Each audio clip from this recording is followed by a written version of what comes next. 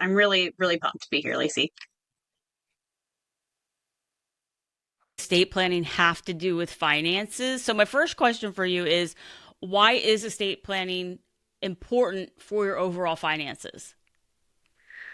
That's a great question to start with. I think when we think about estate planning, we're planning for after our passing, correct? So when we think about that piece of it, we're really planning for others and their finance, their obviously their income that they'll be maybe getting or inheritances, but it's actually a gift for us as humans to do the estate planning ourselves for our family. So they don't have to, go through the heartache of dealing with that after your passing. You know, I also talk about life transitions a lot. So when someone passes in your life, it's such a stressor.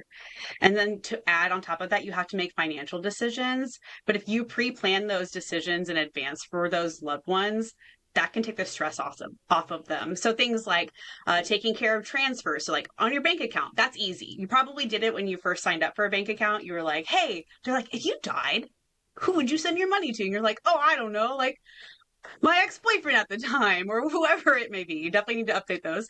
But then, you think more about like the transferring your home, your car, obviously putting a will together if that's something you want to do. Maybe you want to do more extensive planning and put things into a trust so they're a little more credit friendly, not friendly, but credit protected, and kind of going from there. So I think that's really when I think about estate planning from a financial aspect. It's important, obviously, for tax purposes, of course, but we're really looking at it as the kind of the gift that we're giving our family before we pass. So You mentioned their trust, which leads to one of my questions, is estate planning just for wealthy people? Because I feel like that's a misconception. no, estate planning is not just for wealthy people. It does have more, I would say, more tax benefits maybe for wealthy people when we talk about estate planning in general. But I mean, everyone owns a car, or most people, let me say, most people own a vehicle. And, if you don't have a transfer set up for that when you pass away, like your car will go to probate and then have to go through the system. And then they'll either give the car to you or they'll sell it off and pay your debts, those kind of things. I always give this story when I talk about it because I had a best friend pass away at the age of 20 when I was 21. She died from cervical cancer. And I remember being like, who's going to take care of her student loans? And like, it turned out her parents had co-signed for her loans. So that was taken care of. But, she had assets and she had other things that she cared about and loved. And where did those things go? And I always had to always ask those questions to myself because obviously I didn't bother the family at the time, going to be a personal financial planning student, being like, hey, what you guys do? Like, but no, everyone should have a plan. Everyone should have estate planning in some form or capacity. And it doesn't have to be a will. If you don't want it to be a will, you don't have to be. But there are other documents like transfers on death. Those are really great, easy documents for people to do in just a setting. Like I said, either bank account, you can do we call a TODI, a transfer on death instrument. Not every state has those, so just make sure that your state does. But those are easy to really just transfer something quickly. Like when my mom passed, she had a transfer on her vehicle, and it would just said her name, and then it said TOD, and then it said my name afterwards, and just went down to the DMV, and they gave me the title right then and there. So obviously, I had a death certificate, but it was easy. So is what I'm trying to say. So that kind of brings up the point is, when do you actually need it? You're talking about setting up a bank account. That's if you're doing a transfer on death, like that's already starting some estate planning. But are there life moments that different types of estate planning may become more into focus? Yes. So I would say obviously other life events. Getting married is one, because you now have a spouse. And that's one that I would definitely look at and talk to an attorney to. Having children is when most people do it for the first time, or adding more children to the family. This sounds horrible, but as a financial educator, knowing what I know, it took me until my second child to finish up my estate planning documents. I had other documents, right? Like I had my power of attorney documents, and I had my living will, those kind of things. But I didn't actually do like a will and a trust until my second son was born. So I would say that those moments, I would say anytime that, and if you have documents, your attorney should be checking in with you every 3 to 5 years anyway to see what things have changed, um, what if there's been any people removed from the family, if anyone's died, those kind of things. But that's kind of my yeah, that's my answer right there. Yeah. Yeah. No, that's good. So, sort of like a will, would you consider like your, in this case, the military thrift savings plan or your IRA, the beneficiary designation, is that estate planning? Technically, yes. Yes. You know, Yes. those are easy instruments to give assets to people, and they don't go through probate. They don't they don't go through the court. They just directly go to you. So those beneficiary designations definitely are an easy way to make sure that your loved one gets those assets that you have accumulated, and then maybe are not able to use because you passed. So Yeah. People aren't seeing that they're already doing it probably, especially in the military community. You get the SGLI, you put down who you want to be the beneficiary designation. Unfortunately, sometimes people do not update that, and especially in the military, mhm. if they're killed in combat. I've been in a situation where somebody, their ex-spouse received the money and not their children, and Oh, so it's like, yes, it's heartbreaking. So I think that's something to point out, that it is part of your estate planning, even if you don't necessarily, in the military, if you deploy, you're going to have to get a will. They make sure that you do that, but you have to stay on top of this. So yes. how frequently, you mentioned an attorney should reach out to you, but what should you as an individual be proactive on? I would say definitely be thinking about where do assets live, and is there a beneficiary piece to it. So like you mentioned, like a 401k, a checking account, those things are easily changeable. Usually just have to contact the bank, they'll give you a little form, you fill it out, um, and you can take care of it. Sometimes you might have to have a witness sign it or not. I was like, what are those people who that has the stamps? I was like, nope, that is gone. But I was like, you probably know, and like I can't think of it right now. But The anyways, notary? yes, the notary. Yes, thank you. Thank you, You said Lindsay. I it's was like, gone? no, no, my brain was like, I don't Oh, remember what this I was term like, is. I I am pretty sure they are apologize. still around. No, notaries are still around, but you might need a notary to change your beneficiary designation. Sorry. Got it. I was like, I don't know what the term is right now. It happens. I feel like It I happens to me just get all a the like time, all the time. a blonde, a very blonde moment. But no, those are easy to fix and change at any moment. I think it's a little harder to start to change your will, because obviously that's a document that needs to be changed probably with an attorney. Um, but those other documents can be changed easily within a business week. So I think that the more we think about kind of those, where do assets live, that probably has somewhere it needs to go after you passed. So You mentioned a minute ago, with in your situation, have a second child, and then that's when you kind of, got focused on some things. Besides that, what are some reasons why there are a lot of responsible adults that, like, no, okay, hey, I've got a little bit of money here, or not even money, I have kids, or I have some responsibility. Why do people avoid getting their estate planning done when they know it needs to be done? Is it the death thing? it is the death thing. We don't like to think about our own mortality. Probably even sitting here, Lacey, like I've said, passed away a few times. You're like, oh gosh, oh, it's like such a term that we don't talk about. In other cultures, it's really interesting because death is celebrated. Like they have the body in the house, or they'll have like these huge celebrations for people. I mean, the Day of the Dead is such a huge celebration in Mexico. So it's just different in Western culture, like how we shy away from death so much. It's fascinating to me. But yeah, I think it's the death thing. But I also think it's the money thing too. Like it costs money to see an attorney, and sometimes I think that cost can be, people just don't think, they think it's too high, and it might be, but at least it's worth checking out, getting the information. There are obviously there are websites that do estate planning pieces like wills and trusts, and simple trusts, I should say. But at least get yourself protected. Like just like car insurance, we need to have estate planning put in place. That's how I feel about it. Yes.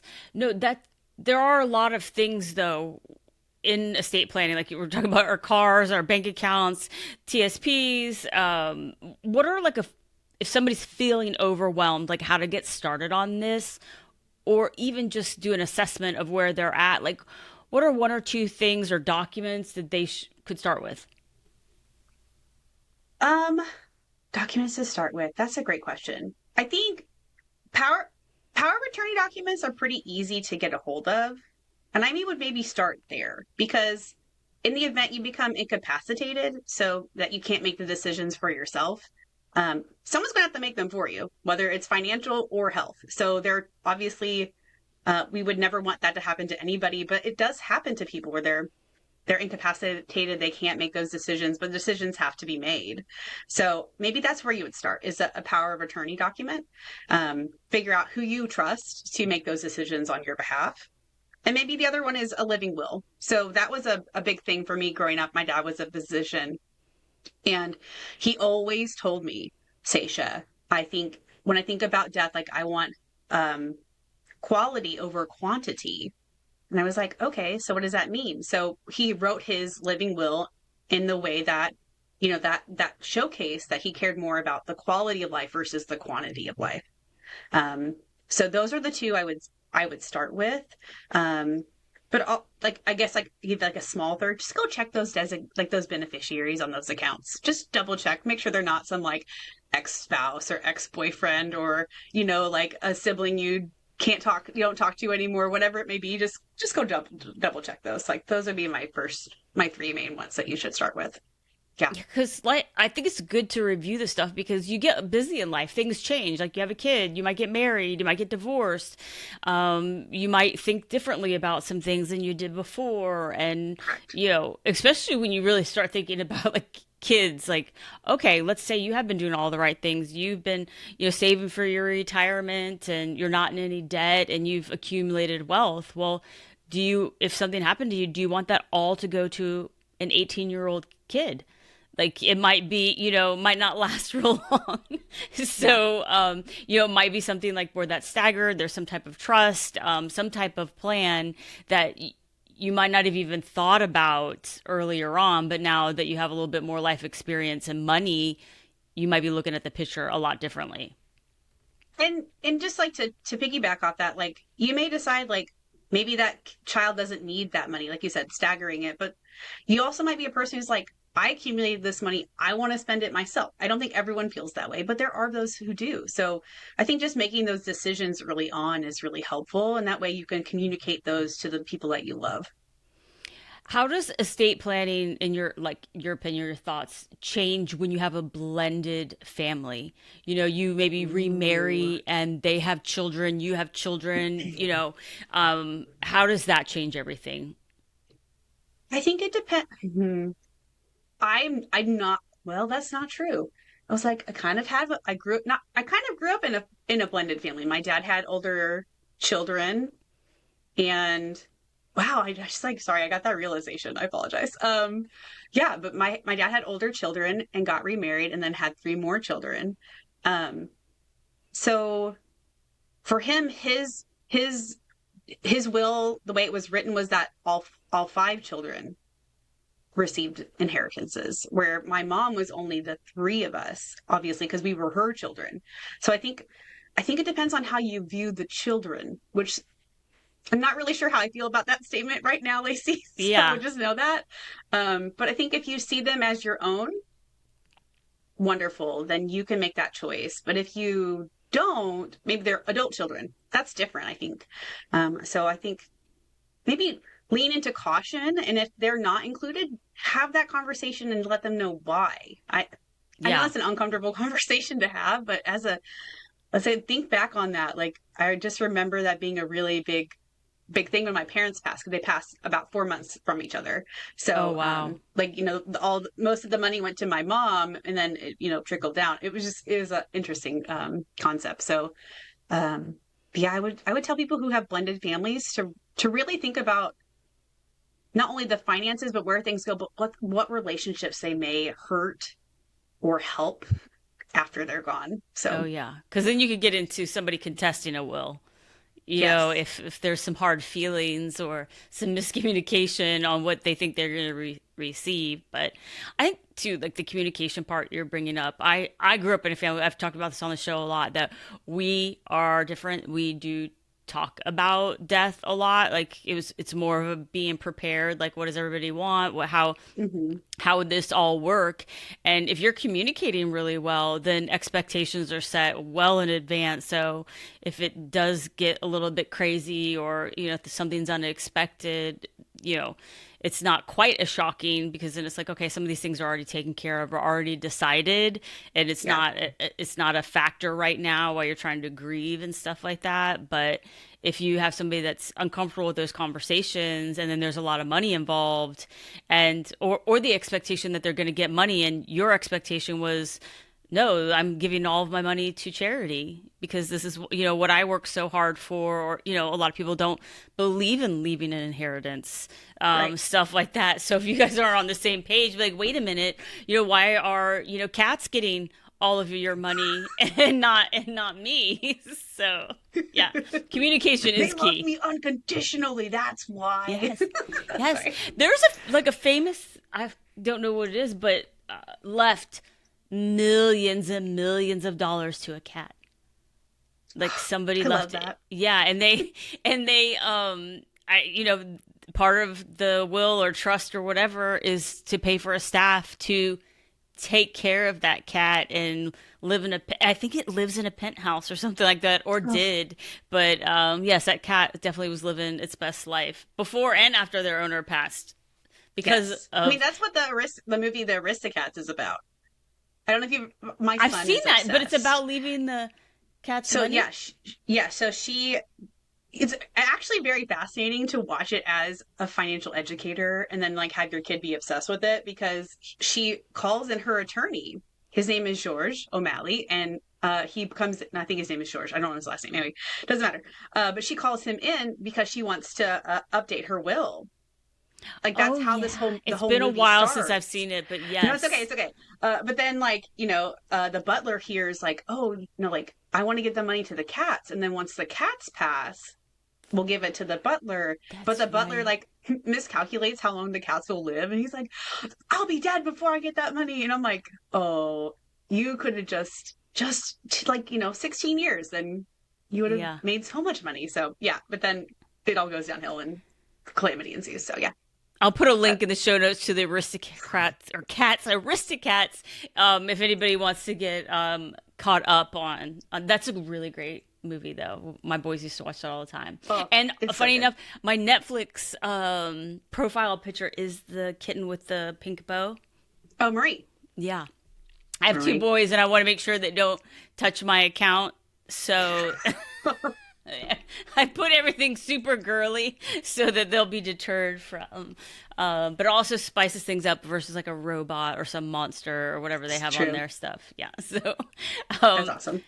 okay. What are some common mistakes you see people make when it comes to estate planning? Not doing it. Yeah, This is that's a number big one. one. Sorry. Yeah. I'm going to point out the obvious. Like we talked about, it's fear. It's the fear of how much it's going to cost, like how much time, because I'm not going to say it's a time, too much time, but it is a small time suck. Like you have to like plan and think about how you're going to be giving these assets away or doing any of that. So, um, I think that's the first one. It's like, can you repeat the question? I'm sorry. Oh, what are some common mistakes you Mistakes. see people make with Mistakes. it? Okay. Like I said, time is one. I think the second, maybe like a second common mistake would be just really not making sure that things are where they need to be. So let me give you a real life example. So um when my dad passed away, okay, let me back up. When before my dad passed, this is July, before he passed in October, and I sat down with him across the table, like eye to eye, and I was like, "Is everything done?" And he said, "Yes." And I said, "Okay, great." And I just took him at his word because it's my dad, right? Like you're just going to believe that because it's your parent. And then when he passed, come to find out he did not. So he put a trust together, but never put anything in the trust. Gotta So fund never, it. Gotta yes, fund it. never, yeah, never put anything in the trust. So, and then unfortunately made the bank the executor or the trustee of his trust, and Oh we all were wow. like, "Wait, what is going on?" So, when my mom sat down with the bank was like, "There's supposed to be X number of dollars here," and she looked at him and was like, "I'd love to know where that is." So, I think yeah, the other thing is just not doing what you said you're going to do, like funding a trust. So. Um, Yeah. I think it's a lot of inaction, right? Because it's just people not doing the things that they need to do. Like, even though we know we need to do them, it usually takes some kind of like life-changing moment, whether it's, somebody who you love passed away, so you do it because you just saw the mess that they made. Um, or, just kind of like figuring it out. But yeah, I would say that just inaction. Yeah, Yeah. that is a really good one. We had a family member that passed away, and she had a lot of different names we didn't realize. Mm, And I am more mindful of that now, what I put down on an account. Because if you think about it, you could do your first name, middle initial, last name. Then the next one, you could do your, first name, full middle name, full last name. But then sometimes people go by their middle name. And so they could set up an account hmm with a middle name. And I mean, we had a running tally. I think it was like 7 names. And so, like, my family member would think they were closing an account, or there's not an account here. Well, it was under a different name. And so it was like just like whack-a-mole with like accounts and things like that, because they weren't being consistent with accounts. But the other part is, this one particular family member started to develop memory issues. And so Oh. she is setting up, not, remembering clearly, and having a maiden name versus, her married Mm, name. And I yeah. think she was actually married twice. So then that threw like an extra Oh curveball in there. no. And so, Yeah. anyway, that's one thing to be consistent on how. And I've Yes. seen it. I do this with like a credit card or a debit card. I'm like, I'm like, why does this one just have my middle initial and this one doesn't have a middle initial? And I'm like, if I die, this might be confusing for people, but think I'm just sensitive to it now. It's just really if you have a different first name and last name. No, that's a really good point though, Lacey, because like when I like sign my mortgage documents, it's like, here's all the names you've ever had. I'm like, oh no. I'm like, because I have two middle names.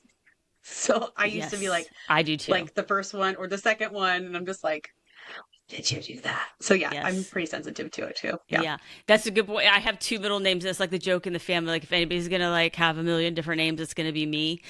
Because just like I don't go by what's on my birth certificate, and like anyway, it would just be a hot mess. So let this be a lesson to everybody. Just make sure you're consistent with your documents and Yes. your name, so that way it won't be. 100%. Yeah, it won't be an issue.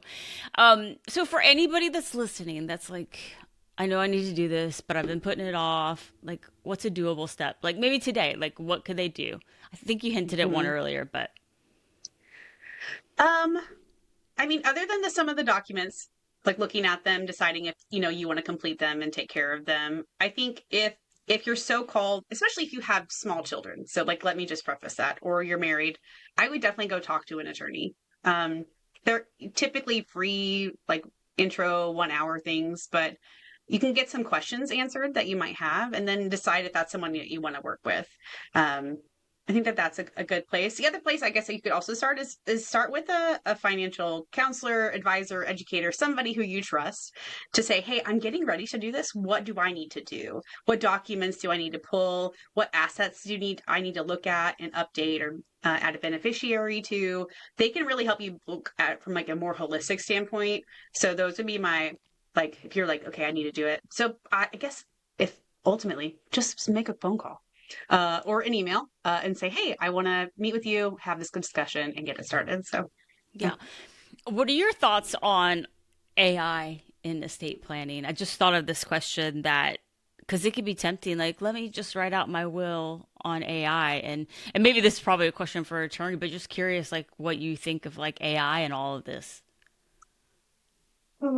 Well, AI is being used already in a lot of partners that use financial planning software. So Vanilla is out there. There's Trust and Will. There's quite a few companies that are using AI to read documents and translate them and help their financial advisors understand the documents.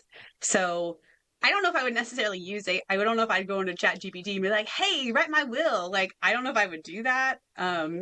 Yeah, that's pretty bold. It makes it would make me really uncomfortable. But I'm sure there are people doing it and then they get checked and it's like they're like, it's perfect. Well, that's great. I'm glad it worked out for you, but that's not how it works for everyone. So I think if you have questions, like maybe you ask those, but I think that these are experts for a reason. Please use experts. Like we Yeah. know what we're talking about. Um, yeah. Oh no, sorry. That was just like the question was like, oh, AI, Yes. no. But Yeah. like I said, they're already being used in other ways. So I think it's just I don't. Yeah, I don't know. I don't know where the future is headed, Lacey. I'm like, now I'm like, Yeah. oh no. Yeah, I do think that, that's a good point. Experts help you avoid problems because you don't know what you Yes. don't know. With AI, you have to know to ask the question. Or Yes. prompt it to be like, hey, tell me everything I'm not asking you that I need to know, or something like that. That's actually a really good prompt. This throw that on the end of everything. It's like, what do I need to know that I didn't ask What am I about? avoiding or what am I not thinking about? Or yeah, those are good questions to Yeah. ask it. But I mean, I, I I think that that's a good place to start. So Yeah, I think AI can be a good kick in the pants. Like, if I have found, like, if it's almost like, how you used to sit down to like write a paper and it's just like looking at a blank page, and it's like that's the hardest part, is just getting started, instead of like hmm just in your mind like this is going to be a rough draft, just get it all out of your head onto the paper. And so it's harder to get started, but with AI it's like all I got to do is like, hey, like this is what I want to do, like give me an outline or give me like three things I can do right now. So if you're like avoiding it, you can actually put into AI and be like, hey, I need to do estate planning and I don't want to do it. Like, what can I, there's maybe it could be a kick in the pants. yes, there's another tool that I like to use. It's called Goblin Tools. And What I is mean like it? goblin, like a Goblins. goblin. Okay. Yeah, goblin tools. And if you put in a task, there's like different variations. Like you can make it say like there's one called the formalizer, and it'll make whatever you say more professional. So if you're like, I hate this stain, be like, put it in a more professional tone, and it will do it for you. And you're like, oh, this Yeah. is magic. But there's also one that's like a task. So it says if you're like, what should I start with my estate plan? And it'll give you like 10 tasks, and then it will break it up into smaller portions. So maybe that's a good thing for people to use and look at and say, I'm really trying to understand like where do I get started and what feels easiest. Because we, as you and I both know, Lacey, those smaller wins make us continue on to do those bigger pieces. So Yes. I'm the person that writes something that I already just did on my list just so I could cross it off. Like, just. I love that. I mean, I'm like, I'm the oops, same. I forgot to write that one on there, but I'll put it on just so I could get full accountability of all the. Well, I want full credit for all of my work. Same. So, Totally understand. Yes. okay, I But want yeah. to switch gears and ask you Okay. a couple of quick random questions to ask Cool. everybody. First off, what is one resource or tool that you use that makes your life or your work easier? The Goblin tool, I feel like you've already answered. I don't know if you can come Yes. up with another good one. I would definitely another resource I would recommend, especially because we're talking about estate planning, is it comes from University of Minnesota Extension, Who Gets Grandma's Yellow Pie Plate. I don't know if you're familiar with that resource, No. but it's basically talks about how do you give away assets that are non-title property. So things like a pie plate or a book that's behind you. Like how do I give those things away? Um, from an equality sense, from equity sense, like how do I make it, especially for those loved ones, um, having that conversation of like, hey, you know what? Seisha's getting that desk because she's always wanted that desk. And, your sister's getting this and your sister's getting that, like, or your brother, whoever it may be, like it's a good way to understand like how to distribute non-title property. So That's awesome. I will definitely put a link to that in the show notes. I've never yes. heard of that before. I will be checking that out. Yes, it's a Uh, little older curriculum, I will say that, but it still has really good questions, really good understanding of how to kind of give those things away. You either, put a sticker on them, said belongs to Seisha after I die, whatever it is, but it helps to kind of ease some of that tension as well. So I think that's another reason why I like it. Yes. Okay. Well, yes, that's a good one. What is your favorite book right now or your favorite book of all time? Mm, that's another. I know you're going to ask me this question, but I'm right now. I'm reading a fawning. It's like I'll have to pull it up, but Is it a basically fiction or nonfiction? it's nonfiction, and it's Okay. about the flight response or the freeze response. There's freeze, fight, and Flight. flight. Yes, and then Yeah. there's another one which is called fawn, and a lot of us, at least from my experience, fawn a lot. It's a learned trauma response, and it's just been a really eye opening book for me. So like right now, that's my favorite book because I'm Yeah. I'm reading it, I'm learning a lot, and it's impactful in my life right now. That's a good one. I'll be sure to put a link in the show notes for everybody so they can check that out too. That sounds like a really interesting book. So, And um, she's got case studies too. It's like it's really cool. So okay, yeah. All right. Now it is time for my favorite part of the podcast, which is game time. And okay. today, in honor of your visit, we're going to be playing a new game that I made just for you, Sasha. It's called Cat or Human. And I want to tell everybody Okay. listening, right before we got on this or hit record, Sasha told me she has 8 cats. Is that correct? I do have 8 cats, yes. And they are Yes. all in your house, or are they outdoor cats? No, they are all indoor cats. 100%. Do you So, have a lot of like cat toys? yes, a lot of Yeah. cat toys, cat trees, Oh, cat yes. beds. We also Yes. have heated beds, like, oh, yeah, we have so much stuff. My Oh, house is wow. cats. So, That'd be hard. That'd be hard to remember all their names. That would be. oh, Yeah. I mean, I've had them either as like little babies or, adopted them pretty young. And so just, They've been with you a while. So you know that yes. you know their name. Yes, we did actually just adopt a brand new kitten, so that was really exciting. Yeah, That's the eighth or the ninth? she's the eighth. Yeah, Eighth. Okay. yeah. All right. Just So making sure it wasn't yeah, like a new, but new. she's just 4 months old now, and she is a black kitten, and her name is Olive. So we love her, and yeah, very excited. Ooh. But Okay, yeah, well, this game's going to be perfect for you. So okay, basically, I'm going to give you a fact, and you have to tell me if it was a human that did it or a cat. okay.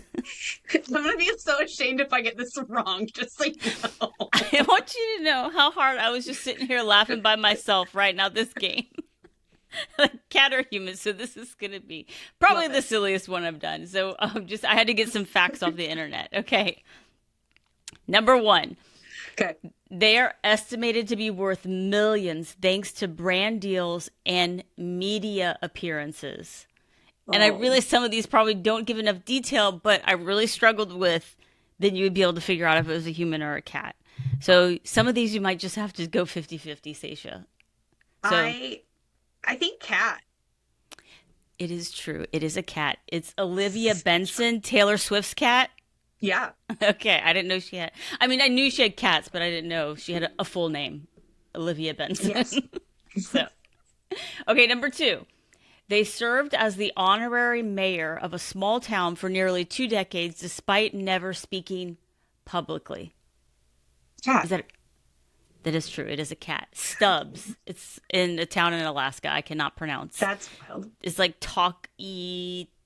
I'm not even going to embarrass myself. It's in Alaska. Okay. Number three, they are known for playing the violin to relax and think through complex ideas. Is that a cat or human? I must say human on that one, but now I'm unsure. So, It is a human. It was Albert yes. Einstein. Okay, good. I really again struggled with these facts. Okay, number four. You have bragging rights now. You got 3 out of the 5. I forgot to tell you that, but you still have to finish Yes. strong. So, Yes. Okay. number Okay. 4. They became one of the most famous faces on the internet after a single photo went viral. Was this a Grumpy cat? cat. It's a cat. Yeah, it is. It is Grumpy Cat Yeah, it's Grumpy specifically. cat. Okay. Yes. All right. Loved Grumpy cat. Maybe she rests Okay. in peace, but yes. Okay. They spent a lot of time with cats with extra toes. Is this a cat or a human? This is a human. This is Ernest Hemingway. I can't believe you know this. I was blown away. That is true. So you got all of them right. But they're saying like I guess where he lived around there, Hmm. like there's still it's a thing that cats In have Key extra West. toes. Hmm. What? Yeah, it's a museum in Key West. You can go Oh, visit Key West. Hemingway House. Yeah, and they still Oh. like live there. And I went there for my 30th birthday. I was like, I have to go meet the Hemingway cats, and they just sleep on the bed as you walk around. Like they don't care about people. It's the coolest thing. I I did not know that that was a thing at like his house. So I'm really Hmm. impressed that you got all of these right. I really appreciate you playing my silly game and for being on the show. Can you tell Of everybody course. listening where they can learn more about you and what you're up to? Oh yeah, so that's a great question. That's a really great question. So I think if you really want to know more about me, I'm on LinkedIn Yeah. under Sasha Grabenstetter. If you're struggling with the last name, just put Sasha G, and I'm sure it'll pop up. I'm sure there's not very many Sasha G's. We will put a link in the show notes for you Oh, so you good. don't have to hunt it Yes, down. good, good. And yeah, that's where you can find me the best. So Yeah. yeah. That sounds wonderful. We'll link it up for everybody. Thank you again, Seisha. I really appreciate it. No, thank you, Lacey. Plus the game, it was super fun. Okay.